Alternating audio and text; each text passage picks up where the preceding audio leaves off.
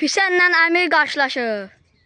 10, 9, 8, 7, 6, 5, 4, 3, 2, 1. Qaçırlar. Üstüne atlandılar. Güzel. İkisi de iyiydi ama Hüseyin qabaq keçdi. Əyildi. Ampuşdaydı tazan qayır. Hüseyin qaçır. Hüseyin atlamayadan çıktı sen. Atlamayadan çıktı. Oradan atlanmalısan. Qaç. Tazan atlan. Atlanırlar. Atlan. Əmirin atışlar ki. Atışlar ki Əmir. Əmir attı. Bir de. 2'de 2. Hüseyin indi gəlir. Əmir 2'de 2 eləyib. Hüseyin gəldi. Baxayın necə atar. Atanmadı. Atanmadı. Atanmadı. Allah. Ata bilmedi. Əmir indi atır. Əmir xəttə qal. Ha at. Attı. Bir an qalıb. Sayılmır. Hüseyin yeriyə gəldi. Hüseyin attı heç nə. Hüseyin attı heç nə. Hüseyin attı heç nə. Attı. Çevir onu Hüseyin. Dəyib. Aşır onu Hüseyin. Əmirdə bir dana qalıb daş. Bir dana təpi vur açsın.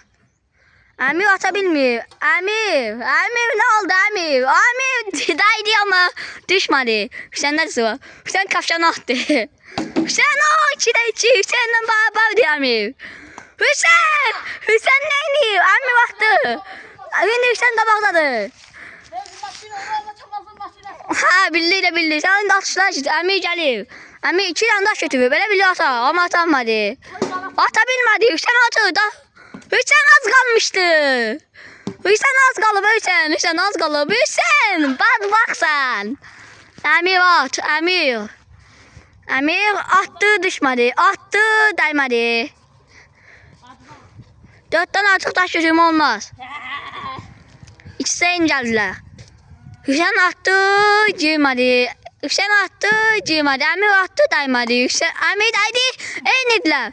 Hüseyin 2 saat ata bilmiyor. Əmir geldi. Tekte atacak diyesen. Yok atamadı. Ata bilmedi. Kaç Hüseyin. Hüseyin kaçıyor. Hüseyin yemiyor. Keyiftedir.